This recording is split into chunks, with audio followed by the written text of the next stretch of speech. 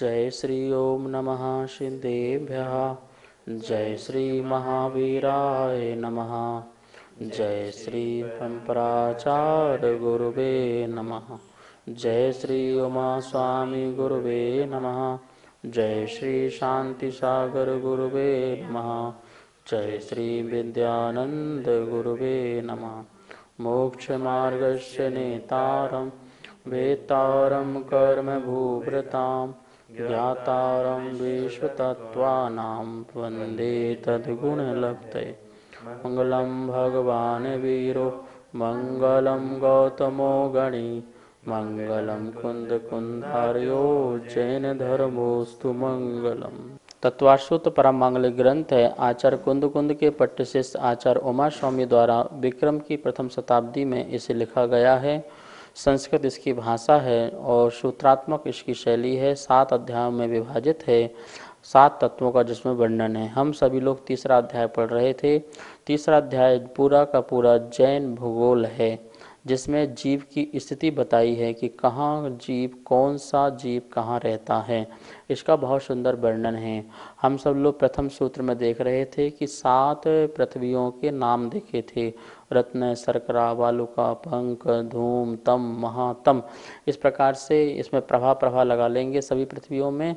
तो ये 7 पृथ्वियों का अपन ने अधोलोक में स्थिति देखना है कि ये कहाँ पर अधोलोक में हैं। तो थोड़ा सा अपन अधोलोक के बारे में जानेंगे और 7 पृथ्वियाँ की स्थिति कहाँ पर है उसके बारे में भी आज चित्र के माध्यम से जानेंगे।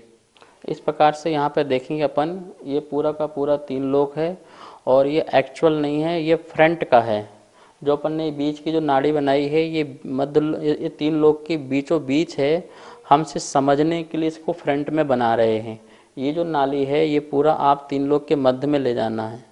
हम इसको समझें कि इसमें 3 लोक में क्या क्या है। तो ये जो चीज़ जो बनाएंगे यहाँ पर, ये 3 लोक के मध्य में बीचों में है, जो हमने कल आपको चित्र बताया था उसके माध्यम से।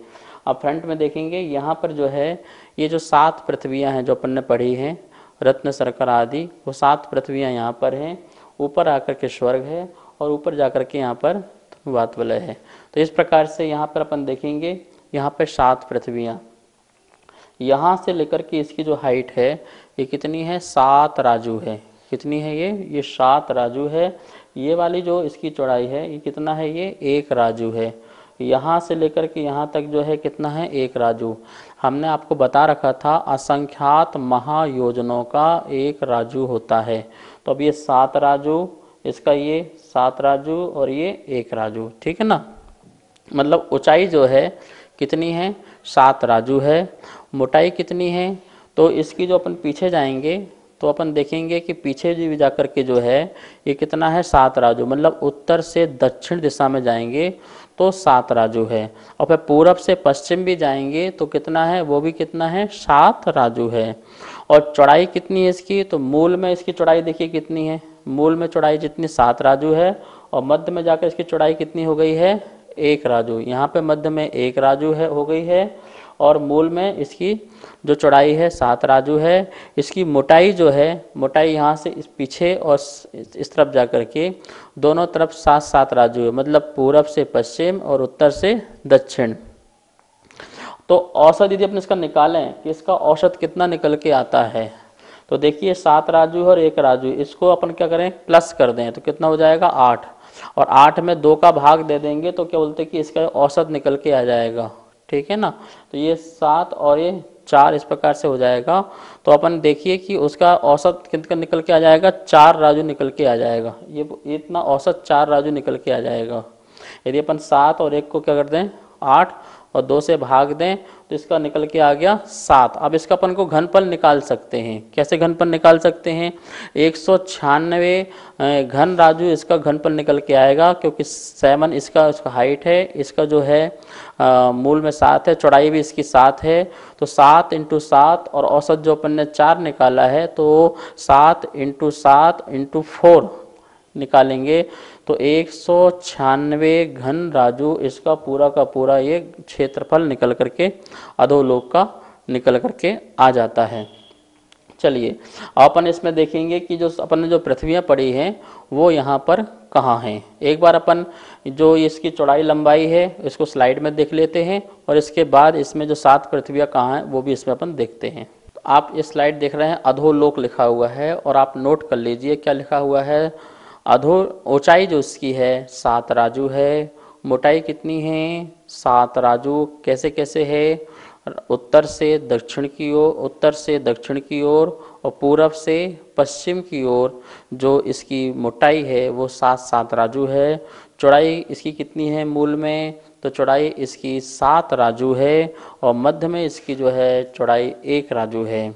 औसत कितना निकालते, यदि औसत चौड़ाई निकालें तो क्या निकलेगी, तो मूल की 7 और मध्य की 1 मिला करके 8 और 8 में 2 का भाग देंगे तो 4 राजू जो है इसकी औसत निकल के आ जाएगी, क्योंकि हमको इसका क्षेत्रफल निकालना है। तो और अधोलोक का क्षेत्रफल कैसे निकलेगा, तो आप इसकी मोटाई और चौड़ाई और प्लस जो अपने औसत निकाला है उसको आपस में गुणा कर देंगे तो 7 × 4 तो निकल के आ जाएगा 196 घन राजू क्षेत्रफल। इस प्रकार से आप इसे नोट कर लीजिए। अब अपन ने जो 7 पृथ्वियाँ पड़ी थी उसको बोर्ड के माध्यम से देखते हैं 7 पृथ्वियाँ कहाँ कहाँ पर है। तो पहली जो पृथ्वी है रत्न प्रभा पृथ्वी, वो रत्न प्रभा पृथ्वी कितनी मोटी है और वह कहाँ पर है और उसके कितने भाग हैं, इसको अपन देखते हैं।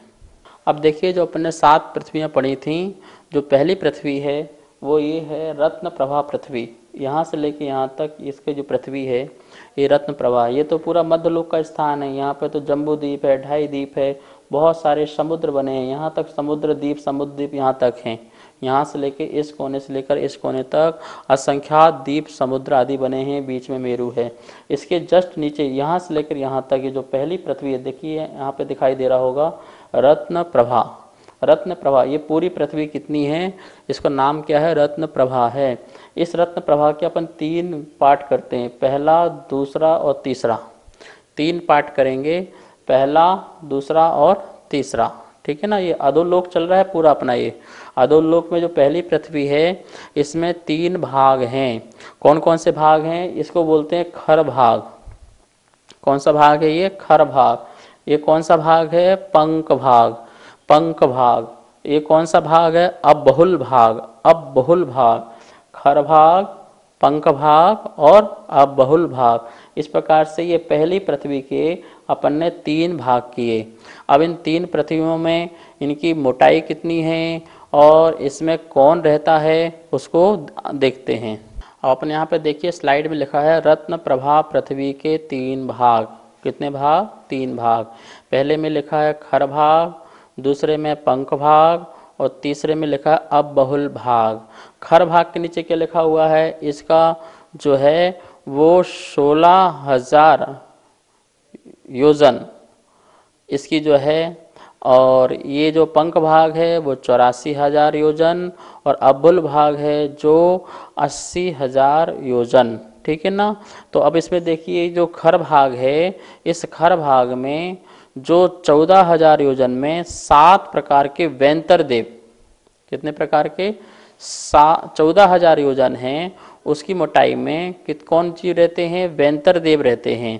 और जो 9 प्रकार के भवनवासी देव रहते हैं। अब इनने अपन ने 16 लिया है तो 2 कहाँ गया, तो 2 जो है 2,000 जो है वो तो चित्रा पृथ्वी में चला गया, ठीक है ना। ये अपन जो ये पृथ्वी जो अपनी है वो चित्रा पृथ्वी है तो वो 2,000 उसमें चला गया। 14,000 जो है वो खर भाग में कौन रहता है, वैंतर और भवनवासी देव रहते हैं। तो क्या सारे वैंतर और सारे भवनवासी रहते हैं, ऐसा नहीं है। 8 प्रकार के वैंतरों में 7 प्रकार के वैंतर और भवनवासी के 10 प्रकार के भवनवासियों में 9 प्रकार के भवनवासी देव, दोनों का एक एक छूट जाता है। तो कौन वो कहाँ रहते हैं, पंख भाग में, जिसकी मोटाई कितनी है, 84,000 योजन जिसकी मोटाई है पंख भाग की। उसमें जो वैंतर का एक बचा, कौन सा, राक्षस जाति का, भवनवासी में जो एक बचा कौन सा, असुर जाति का, तो राक्षस और असुर जाति के जो देव हैं उनकी उत्पत्ति स्थान जो है वो किस में है, पंक भाग में। 7 प्रकार के बेंतर और 9 प्रकार के भवनवासी की उत्पत्ति स्थान कहाँ थी, खर भाग में। और जो एक दोनों के जो बचे उनकी उत्पत्ति स्थान कहाँ रही, पंक भाग में। और जो अंतिम वाला है जो अबहुल भाग वो कितना है, 80,000 योजन मोटाई वाला है। और उसमें 2,000 योजन छोड़ दीजिए, 78,000 योजन में नारकी जीव रहते हैं। कितने जीव रहते हैं, उसमें जो सबसे नीचे वाला जो पार्ट है अभी आपको हमने चित्र में बताया था, उसमें 78,000 योजन में नारकी जीव रहते हैं। इस प्रकार से अपन ने जो पृथ्वी थी, रत्न प्रभा पृथ्वी थी, उस रत्न प्रभा पृथ्वी के अपन ने 3 भाग किए, खर भाग, पंख भाग और अबहुल भाग। खर भाग में भवनवासी और वेंतर के 7 और 9 प्रकार के बेंतर और 9 प्रकार के भवनवासी। पंख भाग में बेंतर जाति का 1 राक्षस और भवनवासी का 1 असुर कुमार का। और नीचे वाला जो पार्ट है उसमें जो है नारकी जीव रहते हैं। इस प्रकार से ये पहली पृथ्वी का अपन ने विभाग किया और कौन उसमें रहता है और कितनी इसकी चौड़ाई है, वो मोटाई है, उसको भी अपन ने यहाँ पर देखा। नमोस्तु आचार्य जी, जो आपने रत्न प्रभा आदि नाम पृथ्वियों के बताए हैं, ये पृथ्वी के नाम है या नरकों के नाम है? ये जो 7 पृथ्वियों के नाम बताए हैं ये पृथ्वियों के नाम हैं।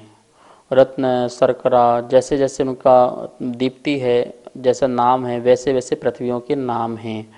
नरकों के नाम तो धम्मा, वंसा, मेघा, अंजना, अरिष्टा, मघवी, माघवी, ये 7 नाम मिलते हैं, वो नरकों के नाम हैं। जैसे रत्न प्रभा में जो अबहुल भाग है, क्योंकि रत्न प्रभा को यदि नरक बना देंगे तो क्या हो जाएगा, पूरा का पूरा भाग क्या हो जाएगा, वो नरक हो जाएगा। लेकिन रत्न प्रभा पृथ्वी के 3 भाग अपन ने किए, जो तीसरा भाग रहा अबहुल भाग, उस अबहुल भाग को हम धम्मा नाम का नरक कहते हैं।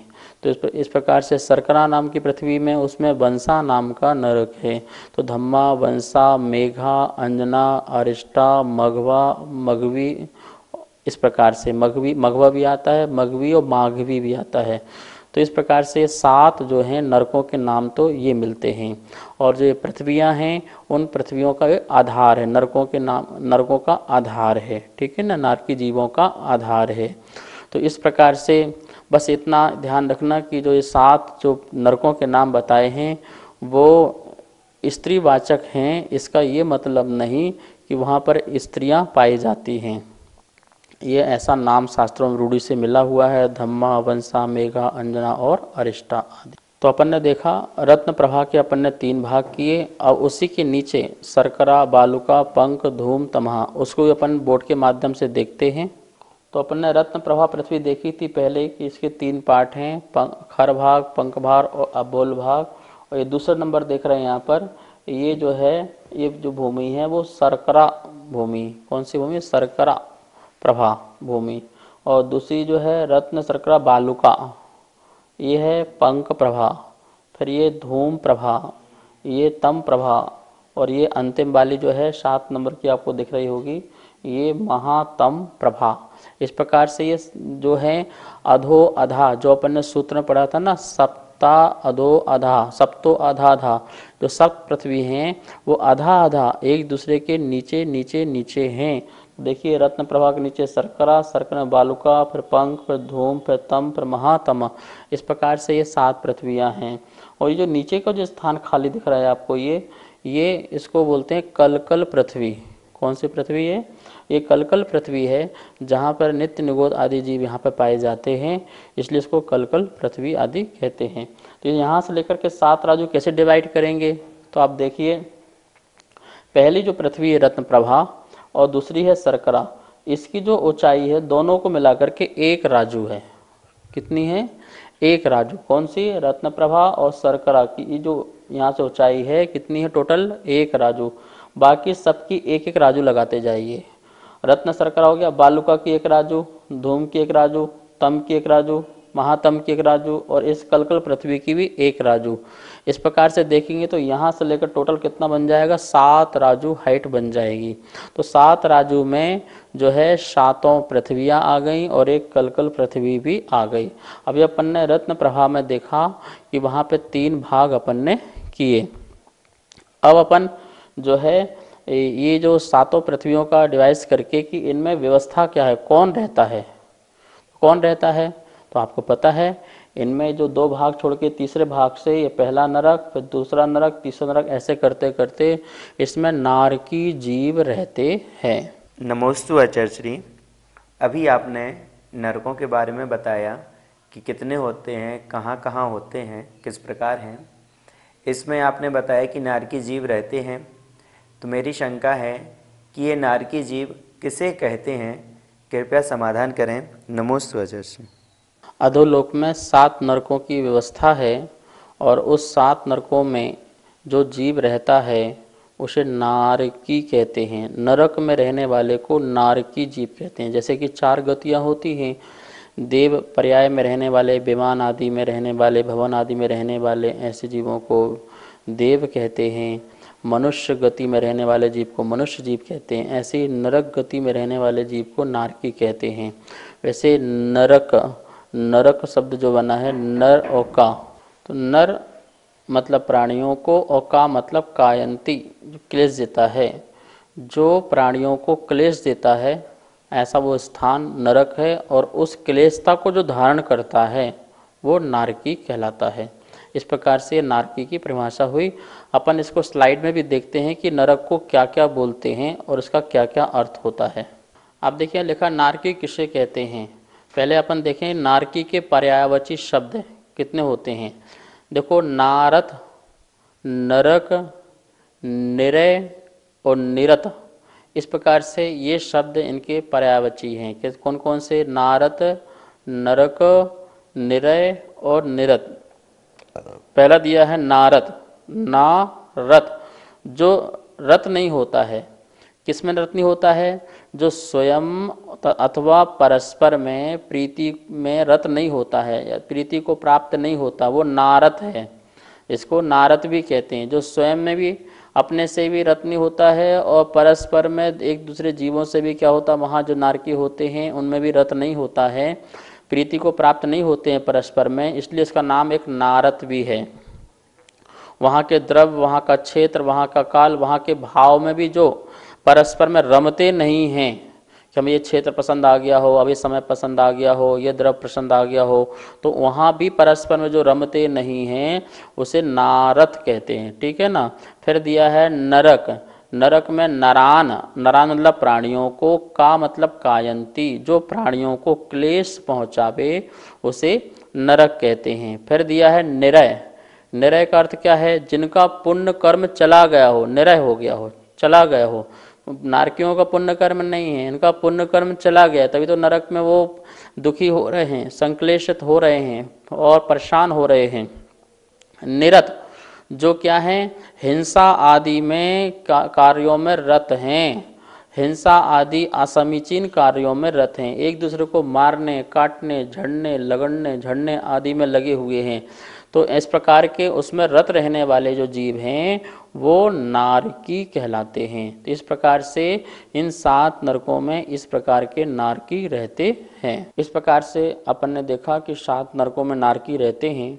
अब नारकियों के रहने के स्थान कैसे हैं और नारकी के जो रहने के स्थान हैं वो कितने हैं, उसके लिए आचार्य भगवान उमा स्वामी जो दूसरा नंबर का सूत्र बोल रहे हैं, हम सभी लोग उस सूत्र का उच्चारण करेंगे। एक बार हम बोलेंगे, दोबारा सभी आप लोग। तासु तासु त्रिंशत त्रिंशत् पंचविंशति पंचविंशति पंचदश पंचदश दश दश त्रि त्रि पंचोनैक पंचोनैक नरक नरक शतसहस्राणि शतसहस्राणि पंचचैव पंचचैव यथाक्रमम्। यथाक्रमम्। एक बार पुनः तासु तासु त्रिंशत त्रिंशत् पंचविंशति पंचविंशति पंचदश पंचदश दश दश त्रि त्रि पंचोनैक पंचोनैक नरक नरक शतसहस्राणि शतसहस्राणि पंचचैव पंचचैव यथाक्रमम्। यथाक्रमम्। इस प्रकार से यहाँ पर सूत्र का उच्चारण हुआ। एक बार बोर्ड में भी इस सूत्र को देखते हैं। तीसरे अध्याय का सूत्र नंबर दूसरा, तासु त्रिंशत् पंचविंशति पंचदश दश त्रि पंचोनैक नरक शतसहस्राणि पंचचैव यथाक्रमम्। ठीक है ना।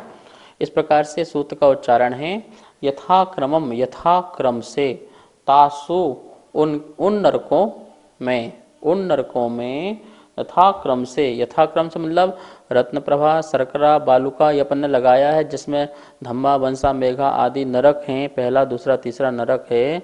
तो बोल रहे हैं तासु उन नरकों में यथाक्रम से 63, क्या लगा है 63 पहला, फिर पंचविंशति, फिर पंचदश 15, फिर 10, फिर 3, फिर पंचोनैक, पंच प्लस ऊन प्लस एक, ऊन मतलब कम, 5 कम 1 शतसहस्राणि। ये शतसहस्राणि मतलब क्या है, शत मतलब 100, सहस्राणि मतलब 1000, मतलब 1 लाख। ये शतसहस्र का मतलब क्या होता है 1 लाख, इसका अर्थ क्या होता है लाख। ठीक है ना। अब ये लाख जो है अपन सब में लगाएंगे, 63 शतसहस्राणि मतलब 30 लाख, पंचविंशति शतसहस्राणि मतलब 25 लाख, पंचदश मतलब 15 लाख, 10 शतसहस्राणि मतलब 10 लाख, त्रिशतसहस्राणि मतलब 3 लाख, पंचोन एक, इसको ध्यान रखिए, 5 कम 1 लाख में कितने 5 कम, तो 1 लाख में 5 कम ये हो जाएगा। ठीक है ना। पंच ऊन 1, 5 कम 1 शतसहस्राणि, 5 कम मतलब 1 लाख में 5 कम। इस प्रकार से छठवें नरक में 5 कम, और जो 7वां नरक है उसमें पंच मात ओनली 5 बिल हैं। कितने बिल हैं 5 बिल हैं। चा एव, ए मतलब ही, चा मतलब और, यथाक्रम मतलब यथाक्रम से। इस प्रकार से देखा अपन ने 30, 25, 15, 10, 3, 5 कम 1 लाख, और सप्तम में कितना ओनली सिर्फ 5 बिल नारकियों के रहने के स्थान होते हैं। तो इस प्रकार से तासु उन भूमियों में यथाक्रम से जो ये बिल हैं, नारकियों के रहने के स्थान हैं, वो अपने देखे 30 लाख, 25 लाख, 15 लाख, 10 लाख, 3 लाख, 5 कम 1 लाख, और 7वें नरक में सिर्फ 5 बिल होते हैं। अब इन बिल की क्या व्यवस्था है, ये बिल का क्या आकार है, इसके बारे में अपन कल देखेंगे। अब हम सब लोग अब जिनवाणी स्तुति करते हैं। जा वाणी के ज्ञान से सूझे लोकालोक, शोवाणी मस्तक धरूं सदा देत हो धो। हे जिनवाणी भारती तो हे जपो दिन रेन, जो तेरा सरना धरे सो पावे सुख चैन। सभी को बहुत बहुत मंगल आशीर्वाद। नमोस्तु आचार्य जी। जय जिनेन्द्र। जैसा कि आप सभी यहाँ पर देख रहे हैं, आचार्य जी के द्वारा जैन पाठशाला में तत्वार्थ सूत्र का सरलीकरण करके चित्रों और स्लाइडों के माध्यम से जो अध्ययन कराया जा रहा है, उसी अध्ययन का यहाँ पर चित्रों स्लाइडों के माध्यम के साथ में यह पुस्तक यहाँ पर प्रिंट होकर के प्रथम अध्याय की पुस्तक हमारे पास में आ चुकी है। जो भी महानुभाव इस पुस्तक को मंगवाना चाहते हैं, नीचे दिए गए नंबर पर आप संपर्क कर सकते हैं। एवं यदि कोई महानुभाव अगले अध्याय, द्वितीय, तृतीय आदि अध्यायों की यदि पुस्तक छपवाना चाहते हैं, उनके भाव बन रहे हैं, तो भी नीचे दिए गए नंबरों पर संपर्क कर सकते हैं।